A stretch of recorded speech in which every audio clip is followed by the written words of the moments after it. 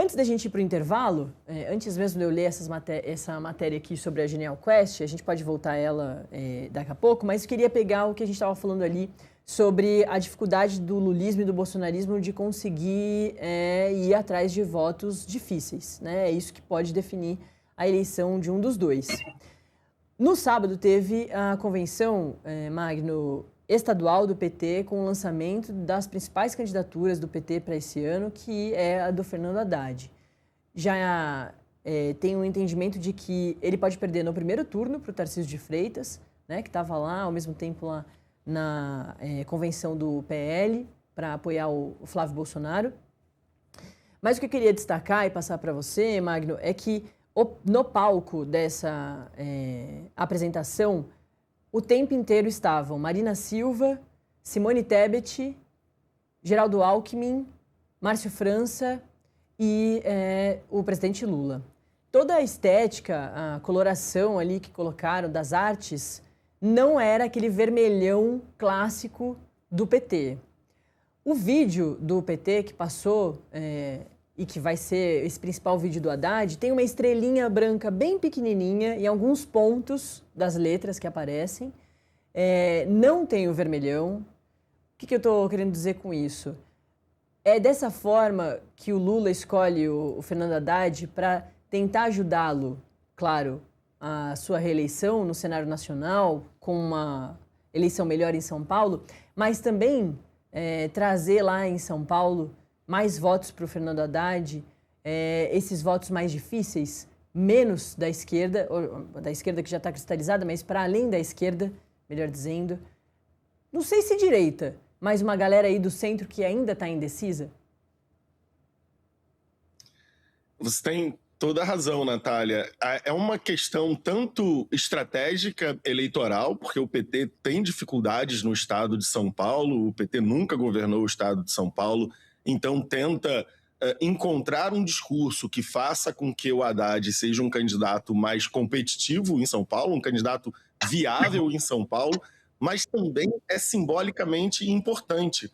Apesar da gente não ver essa tentativa reproduzida em muitos outros estados do Brasil, é importante porque é talvez a melhor representação da quebra da polarização que é muito falada há alguns anos por parte de um grande campo político brasileiro. O que o PT, o que a chapa do PT traz para São Paulo é uma tentativa de, pelo menos no discurso, de pelo menos nessa foto, na estética, né, como você destacou, mostrar para o eleitorado uma possibilidade de romper essa polarização, pelo menos visivelmente. Traz a Marina Silva, traz a Simone Tebet, que concorreu contra Lula na última eleição presidencial, traz principalmente Geraldo Alckmin, que foi governador algumas vezes do estado de São Paulo pelo PSDB, concorreu contra Lula na presidência da República em 2006 também.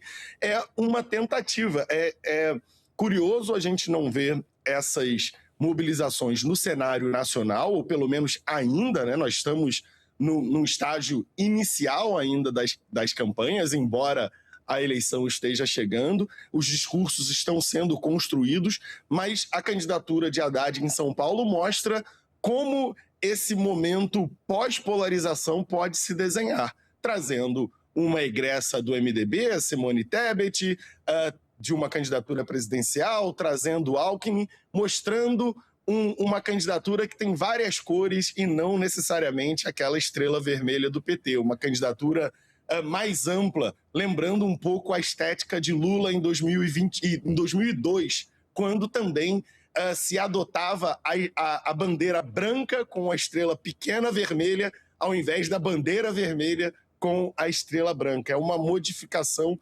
importante no sentido do que ela indica, do que ela tenta sinalizar. Embora a candidatura de Haddad em São Paulo seja bastante difícil, muita gente chegou a classificar até como uma candidatura que vai para o sacrifício, principalmente porque o número reduzido de candidatos ao governo de São Paulo faz com que a gente tenha quase que um segundo turno antecipado entre Haddad e Tarcísio, mas é uma forma de mostrar o que pode ser esse cenário pós-Lula e pós-Bolsonaro? Quais são os campos que podem eventualmente se aglutinar a partir do ano que vem? E bem, na ausência de muitas alternativas para o PT em São Paulo, é uma tentativa de trazer o eleitor que não é tradicionalmente petista, mas que tenha críticas à gestão de Tarcísio de Freitas para o lado da candidatura do ex-ministro, ex-prefeito Fernando Haddad.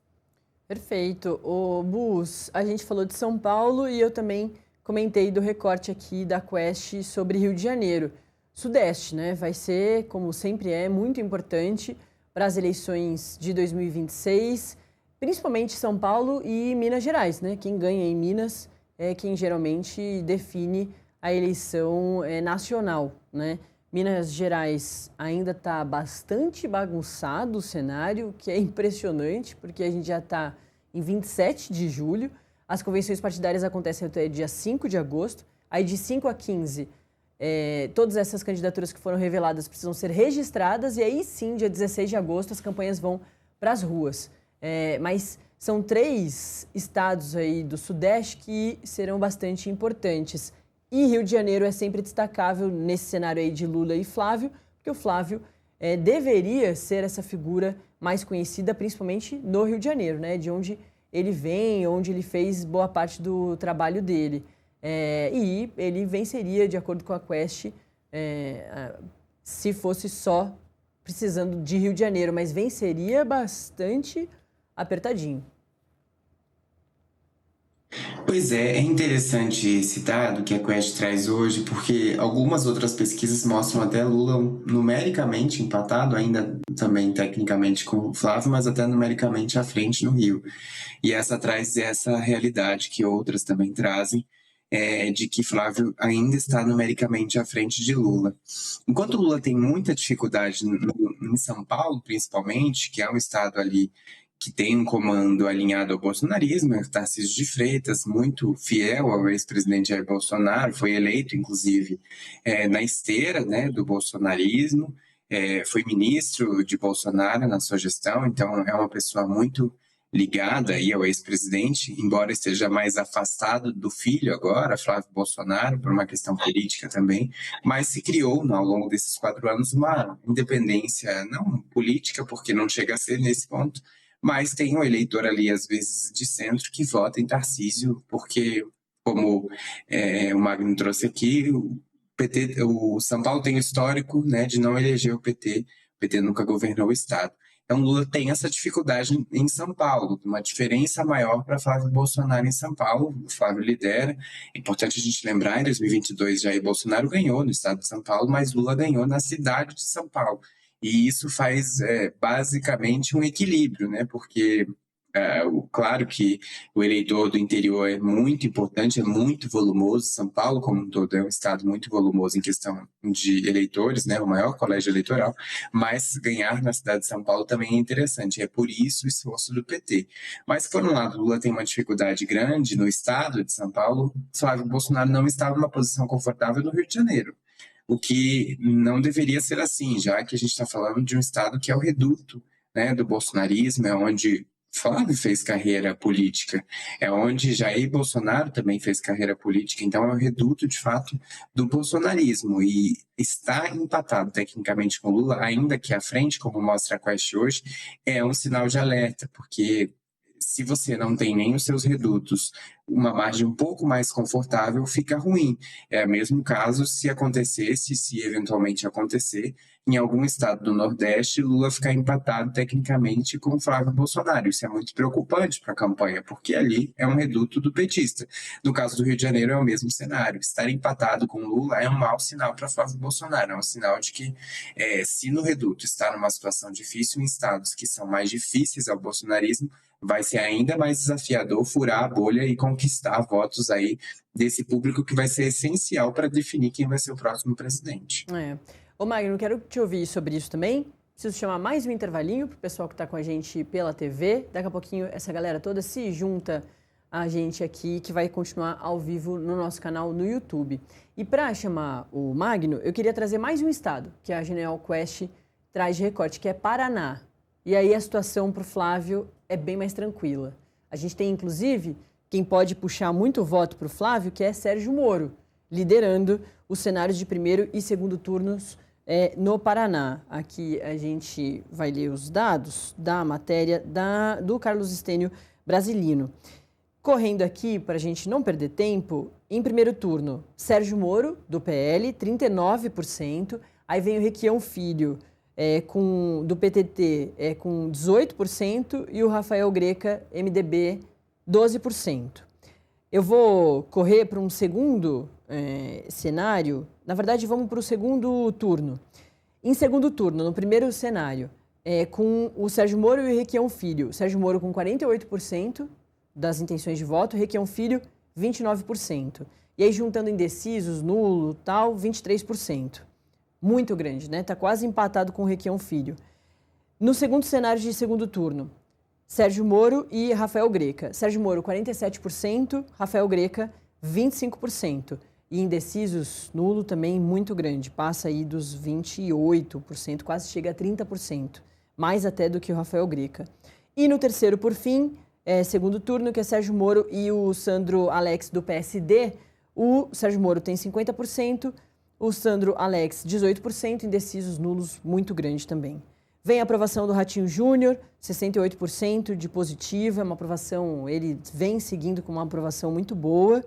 E aí, sim, o cenário para a presidência, que eu disse que é bem mais tranquilo para o Flávio. 42% das intenções de voto para o Flávio, contra 24% das intenções para o Lula em primeiro turno. E quando a gente passa para o segundo turno, do Paraná, as intenções de voto vão para Flávio, com 50% de toda a sondagem, contra 28% para o presidente Lula. Seja muito bem-vindo de volta, você que está na TV com a gente. E agora eu passo também para o Magno. A gente falou um pouquinho sobre o cenário do Paraná, além do Rio de Janeiro, que a gente já tinha falado, o Magno. Natália, nesses cenários a gente começa a entender a importância da consolidação dos palanques estaduais. O PL conseguiu, no Paraná, consolidar um palanque bastante competitivo, o que faz com que também a candidatura do Flávio tenha um cenário mais confortável. Nós estamos tratando, quando falamos de Paraná e de Rio de Janeiro, de dois estados onde o bolsonarismo tem performado bastante bem nos últimos anos. Na última eleição presidencial, Jair Bolsonaro venceu nos dois estados. Mas no Paraná nós temos uma candidatura de direita do ex-ministro Sérgio Moro muito bem consolidada, já liderando as pesquisas. Talvez o grande destaque do Paraná seja um governador com uma taxa de aprovação gigantesca, que chegou a postular, inclusive, uma candidatura presidencial, mas que não consegue, até o momento, construir a sua candidatura, a candidatura de alguém do seu partido para sucedê-lo. Ratinho Júnior tem dificuldade no Paraná, mas o cenário para um palanque da direita está consolidado, dando certa tranquilidade nos números para o Flávio. No Rio de Janeiro, embora Jair Bolsonaro tenha vencido e seja também o reduto do bolsonarismo, que elegeu o Flávio, que elegeu o Carlos, que elegeu o Jair, o palanque estadual para a direita é muito complicado. O PL não consegue organizar a sua chapa direito, tem dois dos seus candidatos, os dois candidatos que tinham sido para ser os representantes do partido para o Senado tiveram problemas graves com a polícia e com a justiça recentemente. Então, a candidatura de Flávio sofre no Rio de Janeiro por não conseguir montar um palanque competitivo, fazendo com que Lula quase que empate com Flávio Bolsonaro no estado. É uma coisa que o PL precisará se atentar durante esse período eleitoral, porque essa região, o Sul e o Sudeste, é onde Flávio precisa construir uma vantagem para ser competitivo nacionalmente. Esse é o lugar onde a direita precisa ganhar por uma margem maior se desejar derrotar o presidente Lula, já que a expectativa é que Lula tenha uma vitória significativa, por exemplo, no Nordeste. Então, ver neste momento o Flávio patinando no Rio de Janeiro, tendo dificuldade de construir a sua candidatura, é um sinal de alerta, porque é onde o Flávio, em tese, teria uma margem de vantagem um pouco maior. Resta saber se nesses próximos meses com a consolidação do cenário nos estados, o Flávio conseguirá construir, por exemplo, no Rio, uma margem maior junto ao presidente Lula e conseguirá defender essa margem no Paraná do eventual crescimento de uma candidatura do campo da esquerda, embora a esquerda também tenha dificuldade. Requião Filho aparece como um candidato até o momento muito pouco competitivo e, dadas as dificuldades da esquerda no Estado, parece que Sérgio Moro poderá caminhar para uma eleição relativamente tranquila. É claro que muita coisa acontece durante a campanha, mas os reflexos nacionais do cenário desses dois estados mostram o quanto é importante ter um cenário estadual já bem organizado para que o candidato à presidência possa construir essa vantagem. A organização do partido de Flávio no Rio de Janeiro precisa olhar o que vem sendo construído em outros estados para que possa se tornar minimamente competitiva. O PL governa o Rio de Janeiro já há 2 mandatos. Cláudio Castro foi reeleito em 2022 com uma votação bastante expressiva. Ainda assim, o candidato do PL ao governo do estado ainda pontua muito mal. É um partido que tem muitos problemas. Então, a gente pode ver, nesses próximos meses, o PL melhorando a sua situação no Rio de Janeiro. Mas é muito preocupante que um lugar que deu vantagem a Jair Bolsonaro, que elegeu o Flávio, que reelegeu o Cláudio Castro com muita vantagem, hoje não consiga nem ao menos ser competitivo a ponto de dar a Flávio Bolsonaro uma vantagem tranquila no 3º maior colégio eleitoral brasileiro, né, que é o Rio de Janeiro. Exatamente.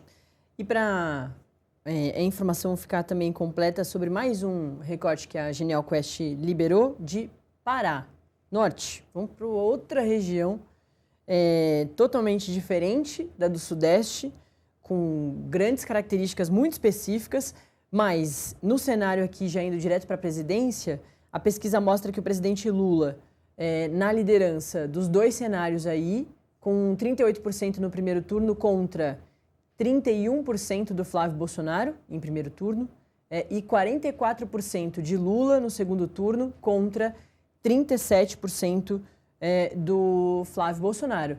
É uma distância grande aí, claro, menor do que a que a gente relatou, por exemplo, agora no cenário para o Flávio, no Paraná, mas aí também o presidente Lula em uma outra região totalmente diferente, que é o Pará. E aqui, vamos subir só um pouquinho para trazer os detalhes aí das eleições para governo, né?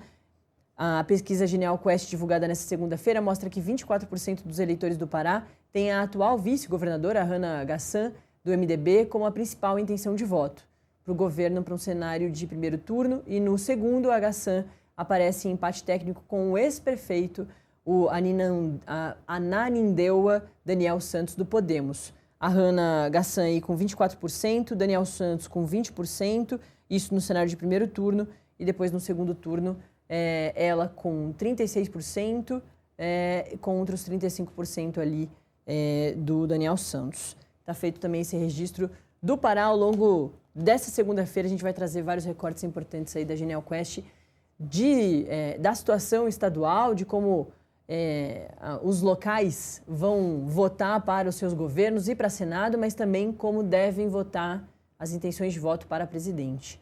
Eu preciso me despedir do Gabriel Bus. A gente vai continuar falando aqui sobre um montão de assunto importante para a política brasileira e internacional. Bus, muito obrigada. É sempre muito bom te ter aqui. Obrigado, Nath. Ótima semana pra gente. Valeu. E, Magno, você fica mais um pouquinho comigo, porque a gente ainda vai falar sobre Brasil e Milei.